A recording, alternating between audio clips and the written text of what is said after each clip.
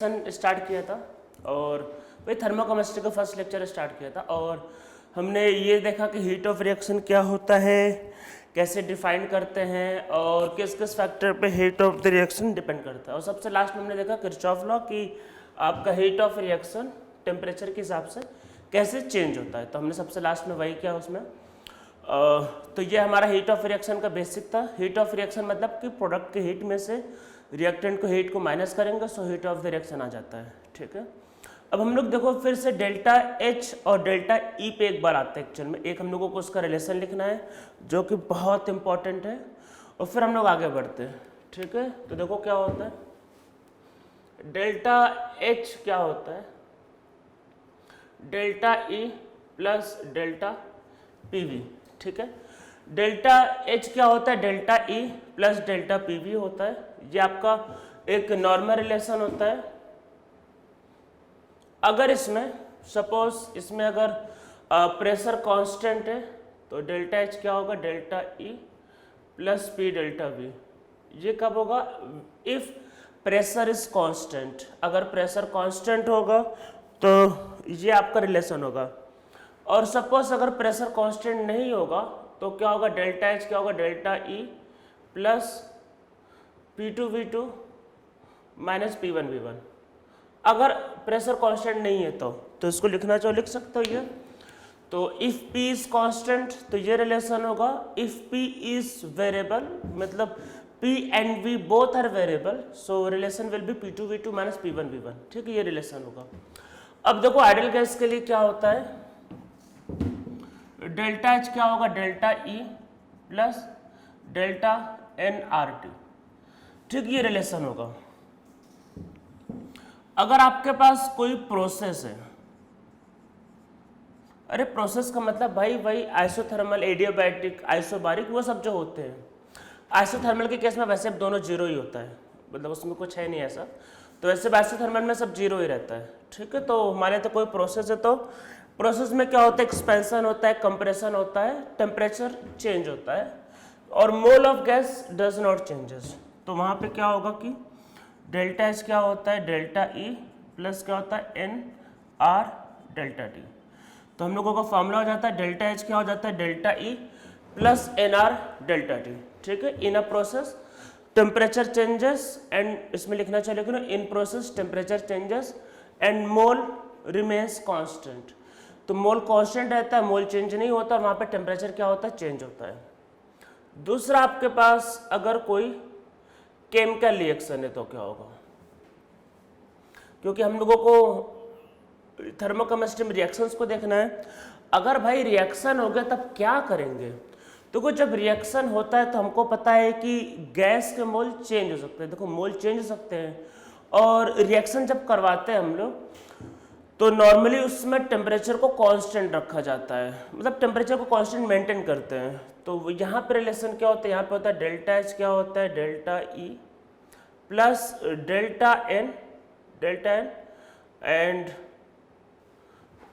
Delta E plus delta N R into T. ठीक, ये relation होता है। तो रिएक्शन के लिए ये वो होता है, प्रोसेस के लिए ये होता है। ठीक है, तो रिएक्शन में नीचे लिखो chemical reaction normally take place at constant temperature. Chemical reaction normally take place at constant temperature. तो यहाँ पे क्या है, टेम्परेचर कांस्टेंट है और इसमें नीचे लिखो in a chemical reaction total mole may और मे नॉट चेंजेस। तो टोटल मोल मे और मे नॉट चेंज हो सकता है। ठीक है, इसमें जो डेल्टा एन जो लिखा हुआ है, देखो डेल्टा एन का मतलब क्या है, डेल्टा एन का मतलब है कि आपको प्रोडक्ट का मोल लेना है। इस बात को ध्यान रखना है, सिर्फ गैस का मोल लेना है, सॉलिड और लिक्विड नहीं लेना है, क्योंकि गैस ज़्यादा वॉल्यूम ऑक्यूपाई करता है। सिर्फ और सिर्फ किसका मोल लेना है, गैस का। अरे भाई पीवी के जगह एनआईटी रिप्लेस किया ना, आइडियल गैस के लिए रिप्लेस किया था ना तो वो आइडियल गैस के लिए रिप्लेस किया। तो ध्यान रखना है कि एन जो होगा वो सिर्फ गैस का मोल लेना है, सिर्फ गैस का, और माइनस का करना है फिर गैस के मोल प्रोडक्ट माइनस रिएक्टेंट। तो ये डेल्टा एन की वैल्यू होगी। डेल्टा एन में ध्यान रखना है कि सिर्फ और सिर्फ गैस के मोल लेने हैं और रिएक्शन के टाइम पे टेम्परेचर क्या होता है, कांस्टेंट होता है। इस बात को ध्यान रखना है। जैसे कुछ रिएक्शन लिख लेते हैं, जैसे CH4, ऐसे मैं आपको कुछ दिखा रहा हूँ एक्चुअल में। This is gas, O2 gas, this give CO2 gas, and this will give 2H2O liquid. This is liquid.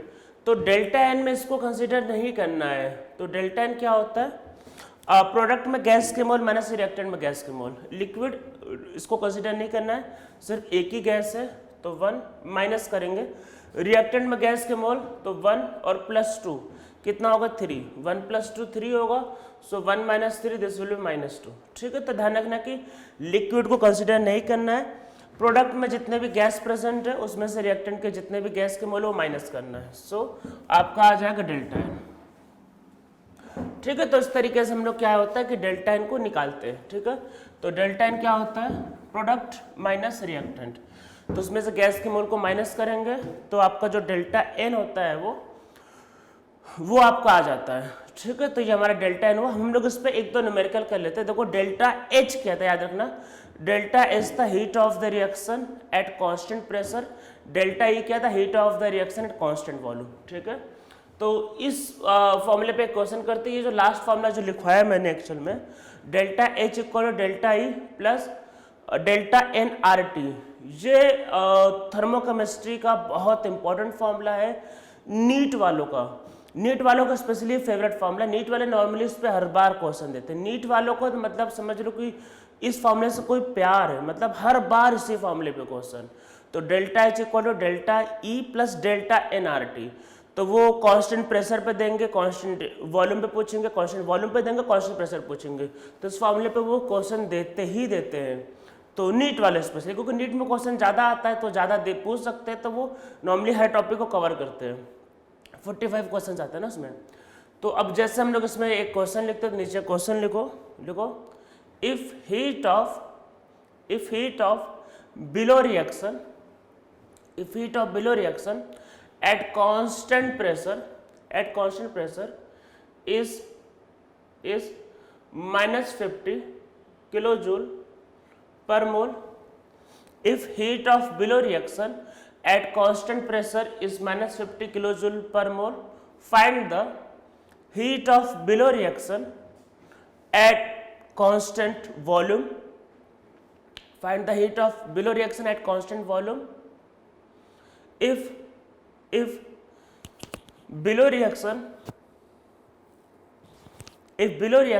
takes place at 27 degree Celsius. ठीक है, कांस्टेंट प्रेशर पे हीट दिया है, मतलब डेल्टा एच दिया है, डेल्टा ई पूछ रहा है। ठीक है, रिएक्शन लिखते हैं आपके पास।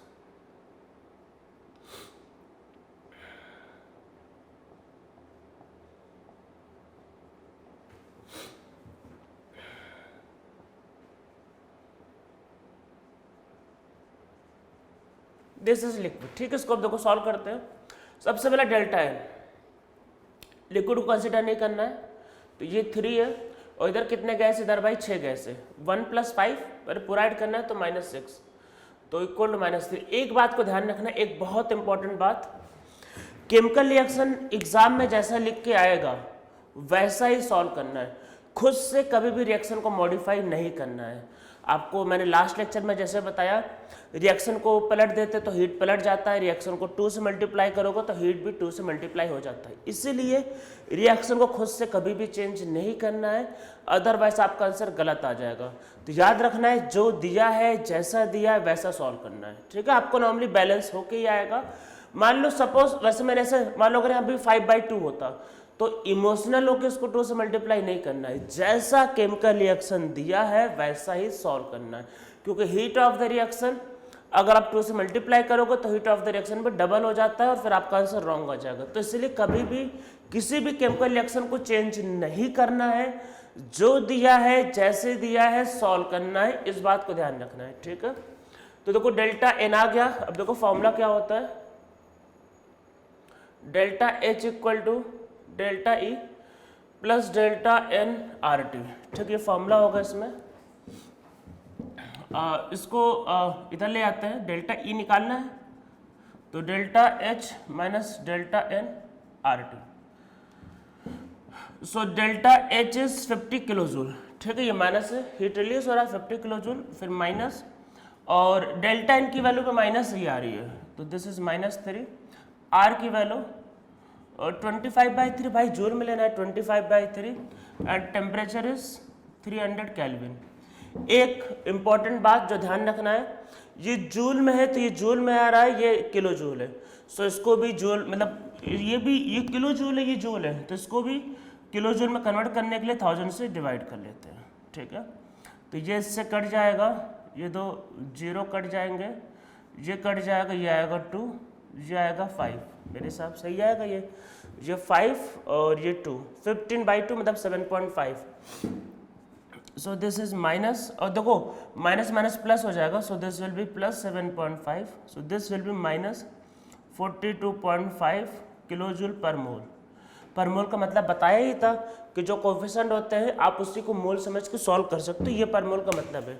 और हमने डेल्टा एन निकाला, मोल का डिफरेंस निकाला, तो क्या किया हमने, देखो डेल्टा एन निकाला, डेल्टा एन मतलब मोल का डिफरेंस निकाला, क्या है वो, अरे वो भाई कोफिशिएंट का तो डिफरेंस लिया है, प्रोडक्ट के कोफिशिएंट में से रिएक्टेंट के कोफिशिएंट को माइनस किया है, लिक्विड को नहीं लिया था, मतलब आपने कोफिशिएंट को मोल माना, इसलिए इसको लिखते किलो जूल पर मोल, ठीक है। इस बात को ध्यान रखना, ये किलो जूल आपका पर मोल होगा, तो ये हमारा आया डेल्टा ई, ठीक है। तो डेल्टा एच से डेल्टा ई या डेल्टा ई से डेल्टा एच बहुत ज़्यादा ही पूछा जाता है एग्जाम में, स्पेशली नीट वाले, मतलब नीट में, और जेई मेन में भी आ सकता है, ऐसा कुछ नहीं है, पर नीट वालों का फेवरेट टॉपिक ही है। तो ये तो था हीट ऑफ रिएक्शंस का कुछ बेसिक। अब हम लोगों को देखो इस सेक्शन में करना कि हम लोगों को इस सेक्शन में कुछ स्पेशल टाइप के हीट पढ़ने हैं, जैसे कि heat of formation, heat of combustion, heat of neutralization, bond energy. तो हम लोगों को इस सेक्शन में बहुत ढेर सारे हीट पढ़ने हैं। ये सेक्शन बहुत ज़्यादा सिंपल है, पर कई बार लोग कंफ्यूज हो जाते हैं, क्योंकि इसमें अभी हम लोग ढेर सारे हीट लिखने वाले हैं, तो लोग कई बार कंफ्यूज हो जाते हैं। अदरवाइज ये सेक्शन बहुत सिंपल, बस ये प्लस माइनस करना आपका आंसर आ जाएगा। तो मैं जो जो डेफिनेशन लिखवाऊंगा किसी भी हीट का, उन डेफिनेशंस को वैसे ही याद रखना है, ये बहुत इंपॉर्टेंट है, ठीक है, उसमें कोई चेंज नहीं करना है। अब देखो इसमें है क्या क्या एक्चुअल में, तो हम लोगों को इसमें देखो 4 मेन हीट करने हैं, कौन कौन से, heat of formation, heat of combustion, heat of neutralisation and bond energy. इन चारों को करने के बाद कुछ छोटे मोटे हीट करने, जैसे resonance energy, hydration energy, dilution energy, तो कुछ छोटे मोटे हीट भी करेंगे, heat of atomization, heat of hydrogenation, तो कुछ छोटे मोटे हीट लास्ट में करेंगे। तो पहले मेन हीट को चलो कवर करेंगे, और मोस्टली क्वेश्चन इन्हीं चारों मतलब इन्हीं 4 पे ही आते हैं, heat of formation, heat of combustion, heat of neutralisation and bond energy. बाकी सब छोटे मोटे उतने इंपॉर्टेंट है नहीं, उस पर क्वेश्चन थोड़े कम ही पूछे जाते हैं या फिर आते भी कम है, तो हम लोग इन्हीं से स्टार्ट करते हैं। तो सबसे पहले लिखते हैं आपका,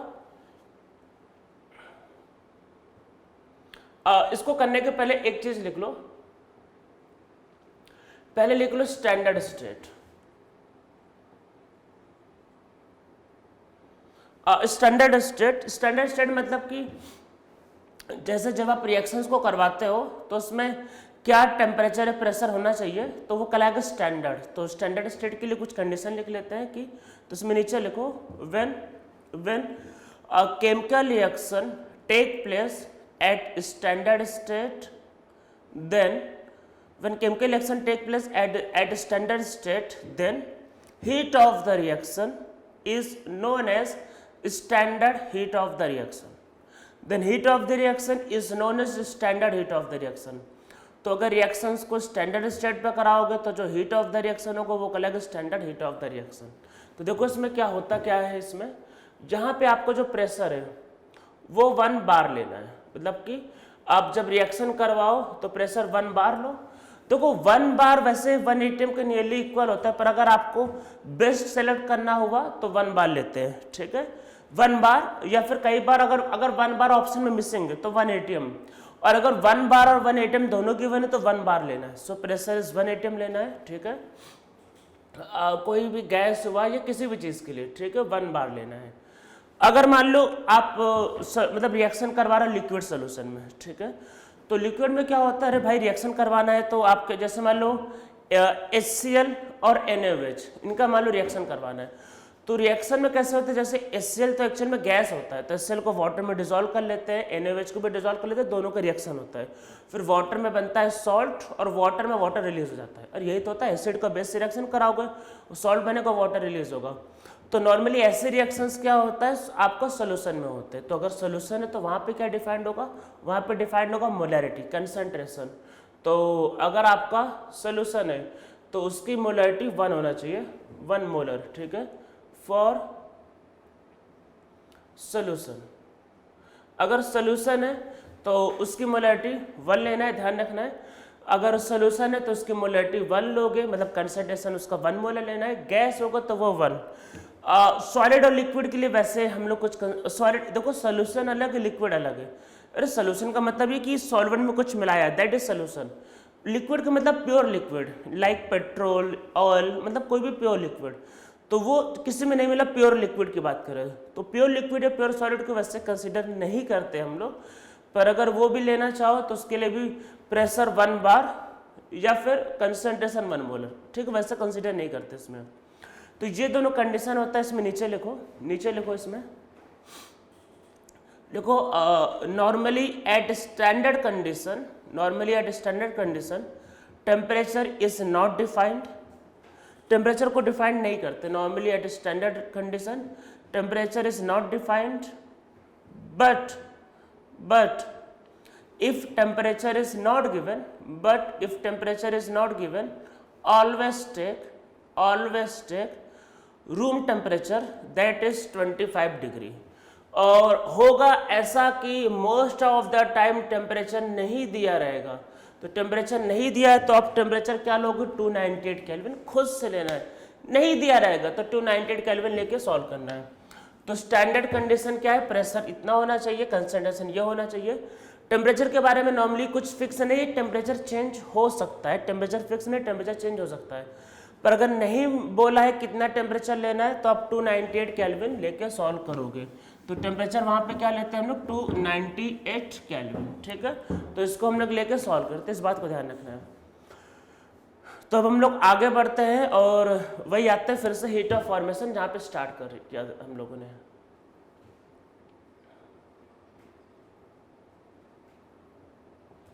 हीट ऑफ फॉर्मेशन करते हैं तो देखो क्या होता है, इसको लिखते हैं डेल्टा H और small f, heat of formation, ये इसको लिखने का तरीका होगा, ठीक है। इसका जो डेफिनेशन है वो बहुत ध्यान देने वाली जरूरत, मतलब बहुत ध्यान देने वाली बात है। इसके डेफिनेशंस पे ही कई बार क्वेश्चंस आ चुके हैं, मतलब मैं आपको दिखाऊंगा कैसे। तो पहले लिखो क्या होता है, तो लिखो अमाउंट ऑफ हीट रिलीज्ड और absorbed, amount of heat release और absorbed when 1 mole substance is formed, when 1 mole substance is formed from its element at standard state, ठीक है।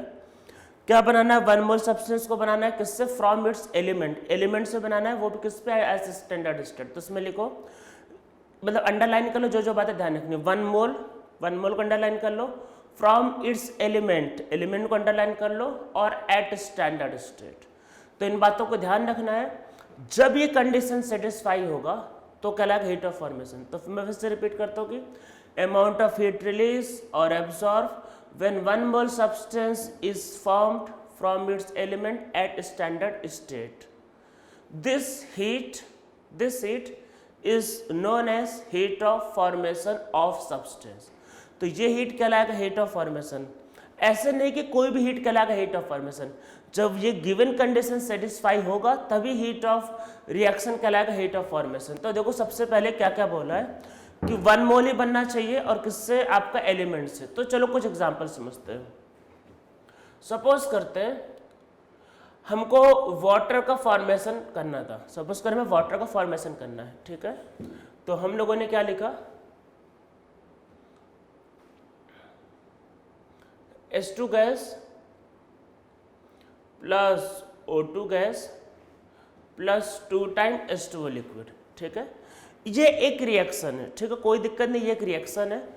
पर इस रिएक्शन का जो हीट है वो हीट ऑफ फॉर्मेशन नहीं कहलाएगा। मतलब ये जो रिएक्शन जो है इसका जो भी हीट है, मतलब देखो heat of a reaction is a general term, वो तो किसी भी रिएक्शन के लिए डिफाइंड होगा, पर ये जो गिवन कंडीशन मैंने लिखवाया जब वो सेटिस्फाई होगा तभी हीट ऑफ रिएक्शन कहलाएगा heat of formation.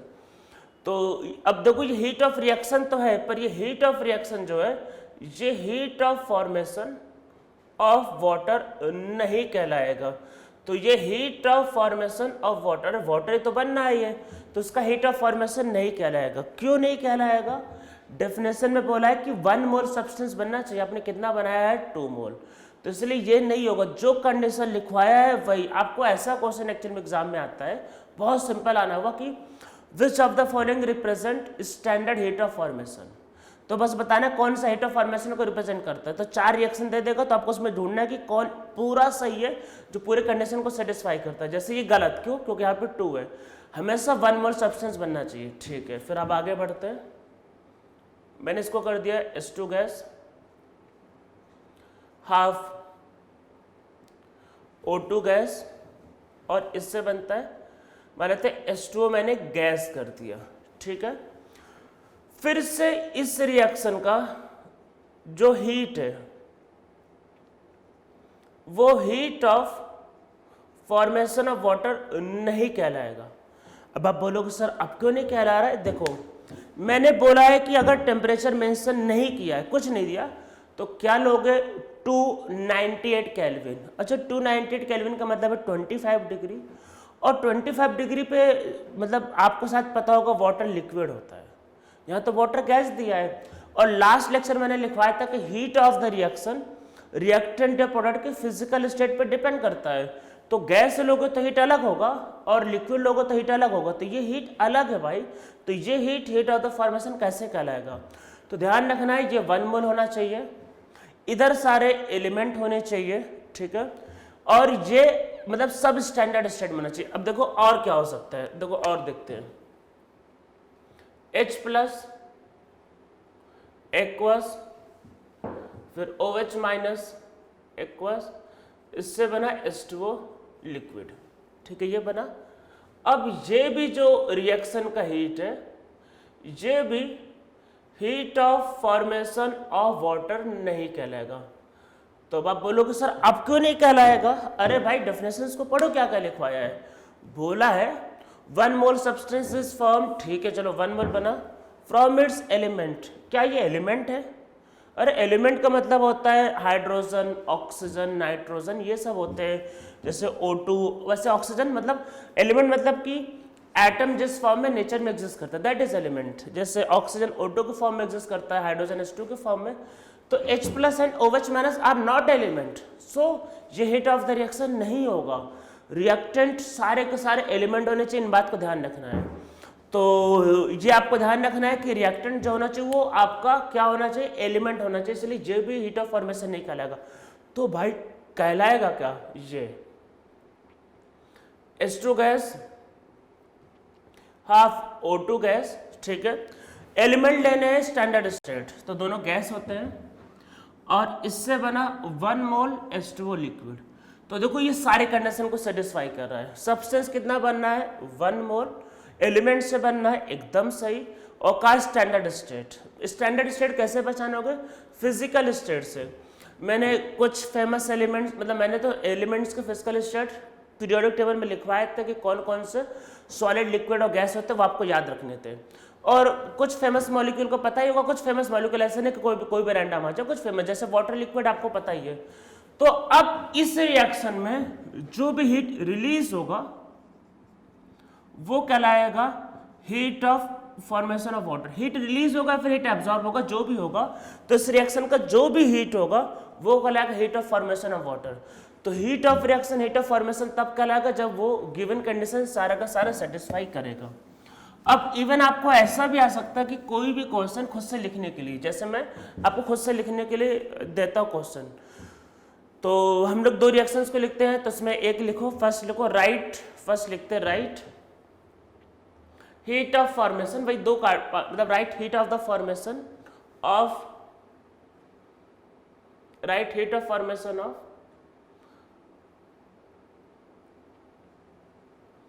ethanol and right heat of formation of ethanol and H2SO4, right heat of formation of ethanol and H2SO4, इन दोनों के हीट ऑफ फॉर्मेशन को लिखने हैं, ठीक है। तो इथेनॉल का देखो कैसे लिखते हैं, ये देखो ये आपको लिखने के लिए खुद से आ सकता है। कैसे लिखते हैं, हमें इथेनॉल को भाई बनाना है, ठीक है, 1 मोल ही बनना चाहिए, बस इस बात को ध्यान रखना है। रिएक्टेंट में सारे के सारे एलिमेंट लेने हैं, वो भी स्टैंडर्ड स्टेट में। कार्बन, अब आपको ये भी पता है कि जो हीट ऑफ रिएक्शन होता है वो इलेक्ट्रॉप पे डिपेंड करता है। कार्बन के तो बहुत से इलेक्ट्रॉप है, तो क्वेश्चन आता है कौन सा इलेक्ट्रॉप लेते हैं, तो हम लोग लेते हैं ग्राफाइट। अगर कई इलेक्ट्रॉप्स होते हैं तो कौन सा इलेक्ट्रॉप लेते हैं, ये मैं भी लिखवाऊंगा अभी जस्ट इसके बाद वही लिखवाने वाला हूँ। तो कार्बन में कौन सा लेते हैं, ग्राफाइट, ठीक है, ध्यान रखना ग्राफाइट को लेते हैं, डायमंड को नहीं लेते, ठीक है। कार्बन भाई हो गया, हाइड्रोजन कितने हैं 6, तो क्या करना है, वैसे ग्राफाइट सॉलिड होता है रूम टेम्परेचर पे, 3H2 गैस और हाफ O2 गैस, और ये रिएक्शन करना है, ठीक है। हीट ऑफ फॉर्मेशन के लिए ये 1 मोल होने चाहिए, इधर सारे के सारे एलिमेंट होने चाहिए स्टैंडर्ड स्टेट। अगर कुछ इलेक्ट्रॉपिक फॉर्म है तो उसमें कौन सा इलेक्ट्रॉप लेना है मैं भी लिखवा रहा हूँ। तो ये सॉलिड, ये गैस, ये 1 है तो उसको हाफ, ये रिएक्शन होगा। तो इसमें जो भी हीट ऑफ द रिएक्शन होता है वो वही आपका कहलाएगा heat of formation of ethanol, ठीक है। तो इसमें जो भी हीट ऑफ द रिएक्शन होगा वही heat of the formation of ethanol कहलाएगा। फिर आगे अब आपका H2SO4 liquid, hydrogen, H2 gas, oxygen और 2O2 गैस। देखो सल्फर के बारे में कुछ बताना, सल्फर जो होता है वो S8 के फॉर्म में एग्जिस्ट करता है, S8। तो सल्फर ध्यान रखना है S8 के फॉर्म में एग्जिस्ट करता है, नहीं पता तो लिख लो। और फॉस्फोरस P4 के फॉर्म में एग्जिस्ट करता है। सल्फर S8 के फॉर्म में एग्जिस्ट करता है, फॉस्फोरस P4 के फॉर्म में। तो यहाँ पे हम लोग लिखेंगे, यहाँ पे लिखेंगे आपको 1/8 S8 और सॉलिड, सल्फर सॉलिड होता है। आप अगर ये नहीं लिखना चाह रहे हैं तो कई बार ये ऐसा भी लिखा होता है सल्फर सॉलिड, दोनों सही है। कई बार ये भी लिखा रहता है क्योंकि सल्फर एसिड के फॉर्म में एग्जिस्ट करता है, तो 1/8 एसिड भी लिखा जा सकता है, या सिर्फ सल्फर सॉलिड, दोनों ही करेक्ट है, ठीक है इसमें। तो अब देखो इधर सारे के सारे एलिमेंट है ये, और 1 मोल सब्सटेंस बन रहा है। तो अब इस केस में क्या होगा, जो हीट ऑफ द रिएक्शन होगा वही कहलाएगा heat of formation of H2SO4 liquid, ठीक है, यही हीट ऑफ फॉर्मेशन होता है।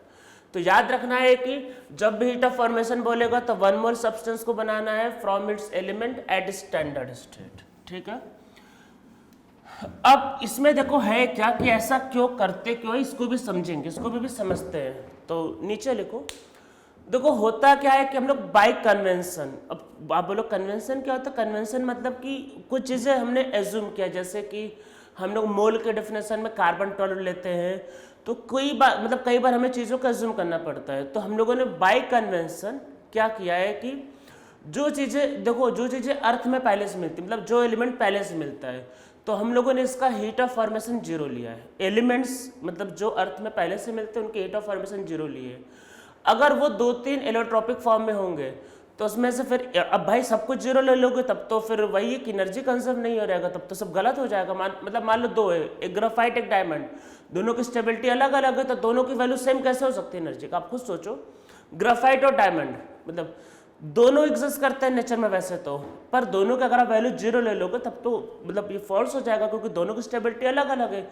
स्टेबिलिटी अलग अलग है तो एनर्जी अलग अलग होता है, क्योंकि आपको पता होता है कि more energy means less stability, तो दोनों की स्टेबिलिटी अलग अलग है तो दोनों की एनर्जी सेम नहीं हो सकती। तो अगर एलोट्रॉपिक फॉर्म एग्जिस्ट करता है तो हम लोग उसका कौन सा एलोट्रॉप को 0 लेंगे वो भी हम लोग अभी लिखते हैं, ठीक है। तो इसमें नीचे लिखो, इसमें लिखो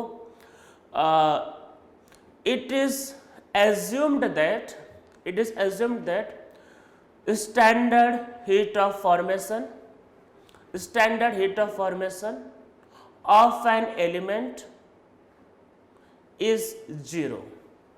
स्टैंडर्ड हीट ऑफ फॉर्मेशन का मतलब ये कि टेम्परेचर 25 डिग्री पर जो भी फिजिकल स्टेट होता है उसके हिसाब से, ठीक है। Standard heat of formation of an element is zero, ये एज्यूम किया है, ठीक है। इस बात को ध्यान रखना है। तो ये कन्वेंशन या फिर इसको एज्यूम किया गया है जिससे हम लोग क्वेश्चन को सॉल्व करते हैं। तो देखो किसको किसको जीरो लेना है, पहले ये ध्यान से देखो। तो मैं यहां पे लिखता हूं एलिमेंट और इसका हीट ऑफ फॉर्मेशन, ठीक है। किसको देखो एक चीज और, कई बार इसमें ऐसा सर्किल बना रहता है, ऐसा सर्किल जिसको डॉट बोलते हैं, डॉट। तो ये डॉट नॉट, वैसे डॉट बोलते हैं। तो ये एक्चुअल में इंडिकेट करता है बस स्टैंडर्ड। देखो ये heat of formation, standard heat of formation में इसको जीरो कर देंगे। अब आप बोलोगे सर क्या है, अरे स्टैंडर्ड का मतलब ये बोलना चाह रहे हैं भाई प्रेशर 1 बार ले लो, कंसंट्रेशन लिक्विड का 1 मोलर ले लो, टेम्परेचर 298 केल्विन ले लो, ये बोलने का मतलब है। तो डेल्टा एच एफ भी लिख सकते हो, डेल्टा एच एफ नॉट भी लिख सकते हो। नॉट का मतलब कि स्टैंडर्ड कंडीशन या ऑटोमेटिक अपने आप बोल रहा है। तो ये क्या स्टैंडर्ड हीट ऑफ फॉर्मेशन। तो जैसे कोई भी एलिमेंट, जैसे मान लेते हैं आपके पास है हीलियम, हीलियम गैस होता है, तो उसका हीट ऑफ फॉर्मेशन क्या होगा, जीरो। हम लोग लिख रहे हैं कौन जीरो होता है कौन जीरो नहीं होता है, ठीक है। जैसे मान लेते हैं आपके पास सोडियम सॉलिड होता है, अरे सोडियम तो सॉलिड होता है, कौन लिक्विड सॉलिड गैस होता है वो एलिमेंट तो लिखवा रखे सब आपको पहले से पता होगा पीरियोडिक टेबल में, ये जीरो होता है, ठीक है। ये आयरन सॉलिड जीरो होता है, H2 गैस होगा जीरो होगा, ऑक्सीजन लाइक गैस जीरो होगा, ठीक है। फ्लोरीन गैस जीरो होगा, फ्लोरीन गैस जीरो होता है, Cl2 भी गैस होता है, ये जीरो होगा, ठीक है। ये फिर से और लिख रहा हूँ मैं, यहाँ पे लिख रहा हूँ, ठीक है। अब आपके पास मतलब भाई कंटिन्यू चल रहा है, ठीक है। मान लेते हैं ब्रोमीन है, तो ब्रोमीन पता है रूम टेम्परेचर पे लिक्विड होता है, तो ब्रोमीन लिक्विड की वैल्यू जीरो होती है, रूम टेम्परेचर ब्रोमीन लिक्विड होता है। तो अगर आपने ब्रोमीन मान लो गैस कर दिया, तो भाई पता ना लिक्विड से गैस बनाने में एनर्जी लगती है, तो इसका हीट ऑफ फॉर्मेशन ये नॉन जीरो आएगा, ये ध्यान रखना। ये नॉट इक्वल टू जीरो का मतलब ये कि दिस इज नॉन जीरो, ठीक है। ब्रोमीन लिक्विड, अब जैसे आयोडीन है तो आयोडीन सॉलिड होते हैं, सब लिखवा रखा है आपको, तो सॉलिड की वैल्यू जीरो होती है, ठीक है। इसको ध्यान रखना है। जैसे मरकरी लिक्विड की वैल्यू जीरो होती है, ठीक है। मरकरी अगर सॉलिड होता है तो ये जीरो नहीं होगा, ठीक है। ऐसा नहीं कि कुछ भी जीरो हो गया, ठीक है। तो याद रखना कि जो भी स्टैंडर्ड स्टेट में होते हैं उनकी वैल्यू जीरो। अब आते हैं एलोट्रॉप्स में, कुछ कार्बन में ग्राफाइट की वैल्यू जीरो होती है, तो ग्राफाइट को हम लोग स्टैंडर्ड लेते हैं, उसकी वैल्यू जीरो होती है। कार्बन में डायमंड की वैल्यू ये नॉन जीरो होती है, डायमंड इज नॉन जीरो, ठीक है। ग्राफाइट जीरो होता है, ध्यान रखना है, ठीक है। इसके अलावा और कोई एलोट्रॉप आया, बाकी सारे एलोट्रॉप नॉन जीरो होते हैं। कौन सा एलोट्रॉप जीरो है, सिर्फ डायमंड जीरो होता है, ठीक है।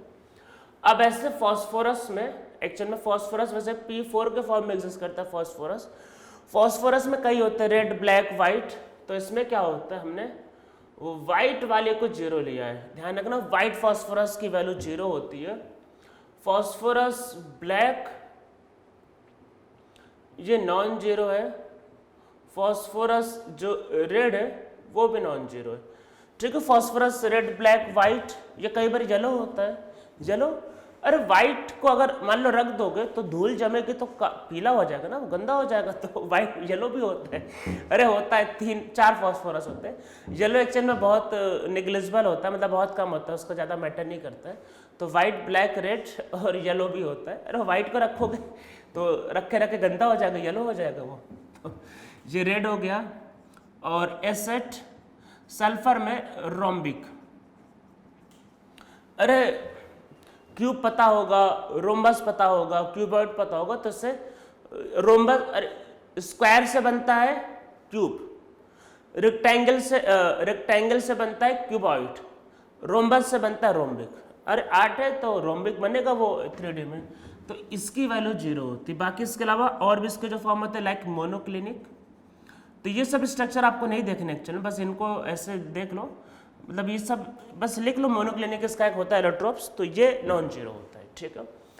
तो याद रखना है कि कार्बन में ग्राफाइट जीरो होता है, फास्फोरस में वाइट जीरो होता है, सल्फर में रोम्बिक जीरो होता है, ठीक है। ये तो ये इन बातों को याद रखना है कि किसका जीरो होता है और जिसमें एलोट्रॉप नहीं होता है तो उनमें फिजिकल स्टेट को ध्यान देना होता है। सल्फर एसिड के फॉर्म में एग्जिस्ट करता है, फास्फोरस P4 के फॉर्म में एग्जिस्ट करता है, ठीक है। ये अब हम लोग कुछ बातों को चलो और लिख लेते हैं, कार्बन के बारे में कुछ बातें लिख लेते हैं वैसे, क्योंकि थर्मोडायनेमिक्स चल रहा है और क्योंकि पेस में भरोसा नहीं रहता, कई बार कुछ भी पूछ लेते हैं आगे की चीज़ें भी, तो हम लोग लिख लेते हैं, ठीक है। सबसे पहला क्वेश्चन तो यही आता है कि भाई ग्राफाइट और डायमंड में ज़्यादा स्टेबल कौन है? तो आप बोलोगे सर डायमंड। और याद करो मैंने क्या बताया कई बार, पढ़ाई दिल से नहीं करते, पढ़ाई दिमाग से करते हैं। इमोशनल होके बताओगे सर डायमंड, तो गलत है आंसर भाई, गलत है। अब बोलोगे नहीं सर ऐसा नहीं हो सकता, ऐसा ही है। डायमंड लिखने पे जेई मेन नीट, इवन ये तो मतलब ये नहीं, फॉस्फोरस का तो जे एडवांस में पूछा हुआ है, जे लिखने पे क्या आएगा -1 मिलेगा, -1। तो मतलब कि फॉस्फोरस में डायमंड ज़्यादा स्टेबल नहीं होता, ग्राफाइट स्टेबल होता है। तो उसमें नीचे लिखो, देखो एक चीज़ ध्यान रखना। अच्छा स्टेबिलिटी का मतलब क्या है? केमिकल बॉन्डिंग में क्या बताया? तो स्टेबिलिटी का मतलब क्या है? More energy means less stability, more energy means less stability. अगर आपको मान लो ग्राफाइट को डायमंड में कन्वर्ट करना है, तो पढ़ा होगा ना कि हम लोग ग्राफाइट या फिर कोल को बहुत हाई टेम्परेचर है, बहुत हाई प्रेशर पे रखते हैं, तब जाके वो डायमंड बनता है। तो आपको डायमंड बनाने के लिए टेम्परेचर देना पड़ता है। टेम्परेचर का मतलब आपने एनर्जी दे दिया, एनर्जी दे दिया तो डायमंड की एनर्जी ज़्यादा है तो उसकी स्टेबिलिटी कम है। भाई हम लोग एनर्जी की बात कर रहे हैं, इमोशन से भी नहीं पढ़ाई करनी है, दिमाग से पढ़ाई करनी है। तो सबसे स्टेबल कौन होता है? ग्राफाइट। अरे ग्राफाइट से डायमंड बनाने के लिए तो हीट करना पड़ता है, पढ़ा होगा ना आपने कि उसको हाई टेम्परेचर हाई प्रेशर पे रखते हैं। जब टेम्परेचर बढ़ा होगा तो एनर्जी दे रहे हैं, उसको एनर्जी दे रहे हो तो स्टेबिलिटी कहाँ से बढ़ेगी? स्टेबिलिटी तो कम होगी। रूल ये है मोर एनर्जी में लेस स्टेबिलिटी, ये बात को कभी नहीं बोलना है। तो नीचे लिखो, पहला लिखो graphite is thermodynamically more stable than diamond, more stable than diamond. Graphite is thermodynamically more stable than diamond. अब बोलोगे सर थर्मोडायनेमिक का क्या मतलब? अरे भाई थर्मोडायनेमिक में क्या कर रहे हैं? Different form of energy. तो अगर आप एनर्जी के टर्म में बात करोगे तो ग्राफाइट ज़्यादा स्टेबल है। देखो एग्जाम में ये लिख के भी आ सकता है, बताओ थर्मोडायनेमिक के अकॉर्डिंग, और एग्जाम में बिना लिखे अगर पूछे बताओ कौन ज्यादा स्टेबल है, तो देना है answer graphite, that's all. Graphite जब बहुत अच्छे से बोल रहा हो तो ग्राफाइट ज्यादा स्टेबल है डायमंड से अकॉर्डिंग टू थर्मोडायनेमिक्स, ठीक है। अब एक टर्म होता है आपका केमिकल रिएक्टिविटी, शायद ग्राफाइट और डायमंड के स्ट्रक्चर पढ़ाए गए होंगे आपको। डायमंड में क्या होता है, मैं भी स्ट्रक्चर नहीं ड्रॉ कर रहा पर आपको सुन लो बस।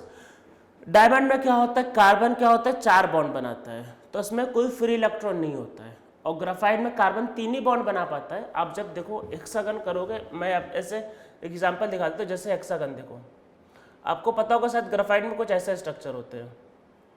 तो ये कार्बन देखो कितने बॉन्ड बना रहा है, 1 2 और 3 ही बॉन्ड तो बनाया, इसमें 1 इलेक्ट्रॉन बच जाएगा। कार्बन जब 3 बॉन्ड बनाएगा तो 1 इलेक्ट्रॉन बच जाएगा, और उसी इलेक्ट्रॉन की वजह से तो graphite good conductor of electricity होता है। पता होगा ना, graphite is a good conductor of electricity, इसी इलेक्ट्रॉन की वजह से तो होता है। अब फ्री इलेक्ट्रॉन अगर बचा है तो खुद बताओ इसकी रिएक्टिविटी, अरे इलेक्ट्रॉन है तो बहुत रिएक्टिव होगा। तो अगर आप केमिकल रिएक्शंस की बात करोगे तो डायमंड ज़्यादा स्टेबल है ग्राफाइट से, जिसको पूछने का चांस कम है।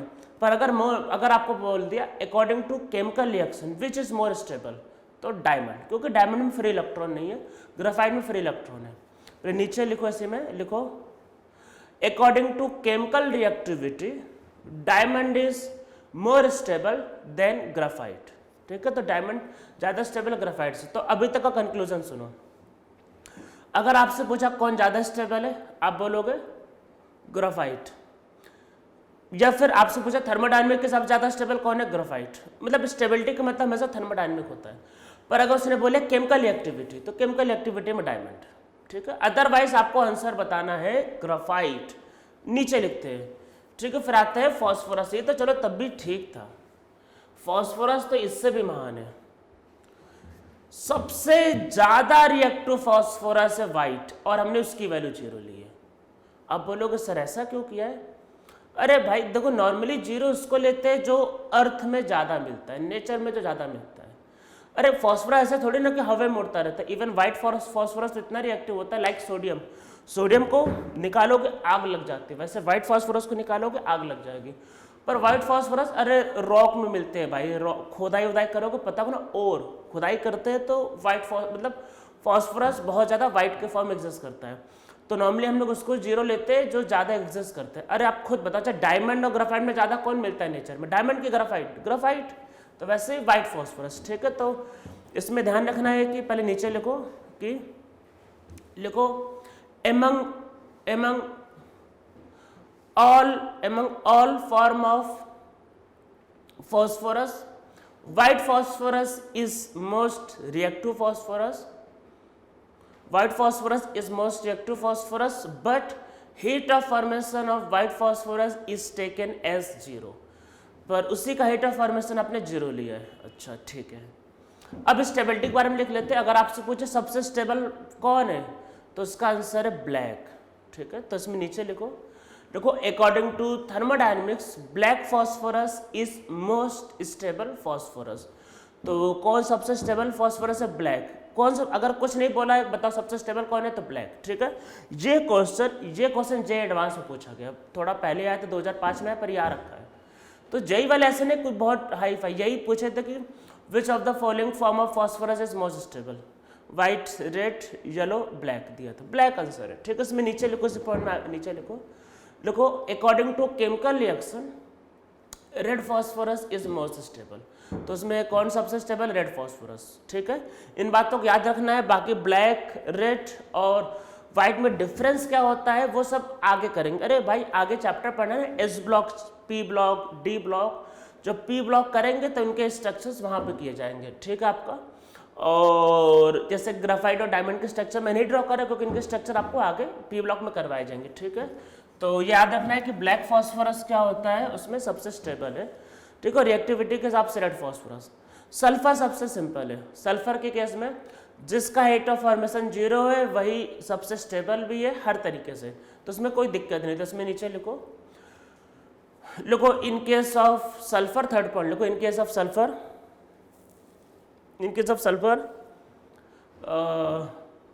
rhombic form is most stable form and heat of formation of rhombic form is 0। उसमें जो सबसे स्टेबल है थर्मोडायनेमिक के हिसाब से, रिएक्टिविटी के हिसाब से, उसे हेट ऑफ फॉर्मेशन 0, उसमें कोई टेंशन है नहीं, ठीक है। ये हो गया आपका। अब जैसे अब हम लोग इसका यूज करते हैं, तो अब नीचे लिखो आपका हीट ऑफ रिएक्शन। कैसे करेंगे हम लोग हीट ऑफ रिएक्शन को निकालेंगे इसको? तो देखो करना क्या अब आपको, अगर आपको कभी हीट ऑफ रिएक्शन मान लेते हैं निकालना है, तो अब आप क्या करना है, इसमें हीट ऑफ फॉर्मेशन प्रोडक्ट में से, मतलब जो भी होगा माइनस कर देना हीट ऑफ फॉर्मेशन रिएक्टेंट का, तो आपका जो भी हीट ऑफ रिएक्शन होगा वो आंसर आ जाएगा। अरे लास्ट टाइम पे देखो मैंने क्या कहा था कि प्रोडक्ट की हीट में से रिएक्टेंट की हीट को माइनस कर दो, हीट ऑफ रिएक्शन आ जाएगा। प्रोडक्ट की हीट का मतलब क्या? प्रोडक्ट को फॉर्म करने का हीट। तो अगर आप प्रोडक्ट की हीट ऑफ फॉर्मेशन में से रिएक्टेंट की हीट ऑफ फॉर्मेशन को माइनस करोगे तो हीट ऑफ द रिएक्शन आ जाएगा। ये बस यही लॉजिक आप यूज करोगे, आ जाएगा आंसर, और आपको हीट ऑफ फॉर्मेशन दिया रहेगा। तो चलो हम लोग इस पे कुछ क्वेश्चंस को देखो सॉल्व करते हैं। तो हम लोग देखते हैं कि इस पे क्या हो सकता है। चलो कुछ क्वेश्चन को सॉल्व करते हैं।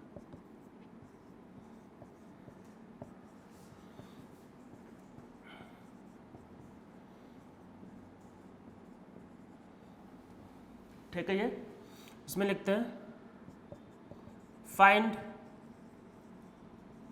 Heat of formation of, find heat of reaction,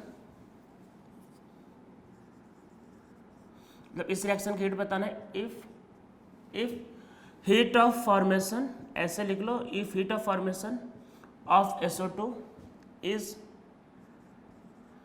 300 kilojoule per mole and heat of formation of SO3 is, and heat of formation of SO3 is 200 kilojoule per mole, ठीक है। Find heat of reaction if heat of formation of SO2 is this and SO3 is this, ठीक है। अब इसको देखो करना है solve, तो कैसे करेंगे? देखो हीट ऑफ रिएक्शन जब निकालना है तो प्रोडक्ट का फॉर्मेशन में से रिएक्टेंट का फॉर्मेशन को माइनस करना है, ठीक है। और ये बन रहा है तो इसका जो भी हीट होगा वो उसमें से इसका माइनस कर दो, क्योंकि रिएक्टेंट तो कंज्यूम हो रहा है तो चलो उसको माइनस करना पड़ेगा। तो देखो कैसे लिखेंगे, 2 time heat of formation of SO3, ठीक है, माइनस करेंगे 2 time heat of formation of SO2 minus heat of formation of O2, ठीक है। ये पहले से लिखवा दिया कि ऑक्सीजन एलिमेंट है ना भाई, एलिमेंट का हीट ऑफ फॉर्मेशन 0 होता है, नहीं दिया रहेगा कभी भी, इसको बाय डिफॉल्ट 0 लेना है, ठीक है। उसको 0 ले लो और बाकी की वैल्यू पुट कर दो, तो क्या होगा देखो 2 time 300 2 time 200 and 2 time 300, so this will be minus 200 kilojoule per mole, ठीक है। तो ये इसका वैल्यू आएगा, this will be minus 200 kilojoule per mole, ठीक है। ये हो गया हमारा।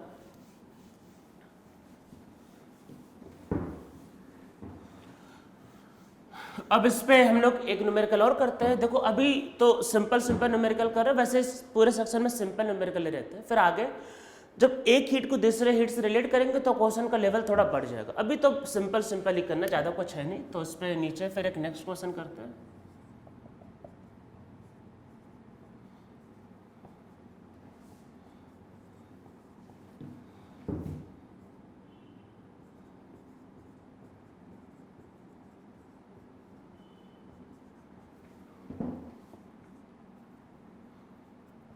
ठीक है, ये रिएक्शन जैसा दिया है वैसा ही सॉल्व करना है। मान लो ये दिया है, इमोशनल होके 2 से मल्टीप्लाई नहीं करना है, जो दिया है वही सॉल्व करना है, ठीक है। अब इसमें नीचे लिखो, पहले यहाँ पे नीचे एक इन्फॉर्मेशन और लिख लो, इसका हीट ऑफ रिएक्शन गिवन है,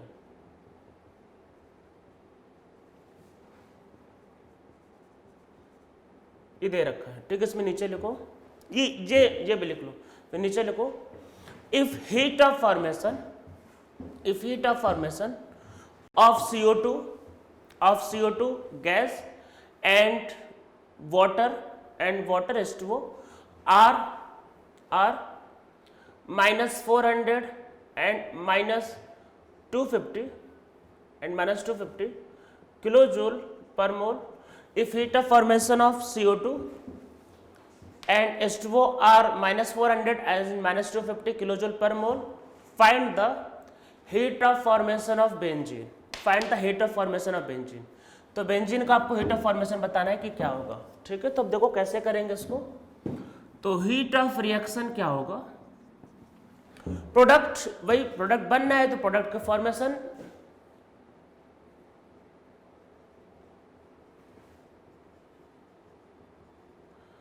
इसमें से क्या होगा, रिएक्टेंट के फॉर्मेशन को माइनस करना होगा।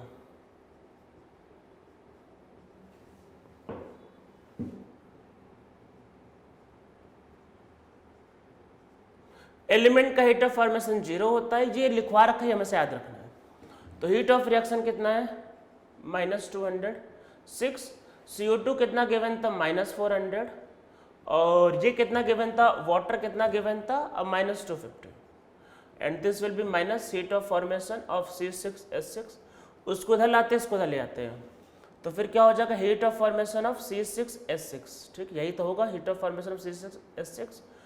तो वो उधर जाएगा, ये इधर आएगा, तो ये होगा -2400, और यही होगा, और ये कितना होगा, -750, और ये होगा +2000। तो देखो क्या होगा, ये कितना होगा, ये -3150 +2000, यही हो रहा है मेरे हिसाब से, 2400 और ये 750, तो ये कितना, ये है -1150, ठीक है, किलो जूल पर मोल। तो heat of formation of benzene क्या होगा आपका, -1150 किलो जूल पर मोल, ठीक है। तो ये हमारा हो गया हीट ऑफ फॉर्मेशन हम लोगों का। बस आज का लेक्चर यहीं पर रोकते हैं। अब इसके बाकी जो बचे हुए हीट हम लोग नेक्स्ट लेक्चर में करेंगे। अब हम लोग नेक्स्ट लेक्चर में स्टार्ट करेंगे हीट ऑफ कंबशन।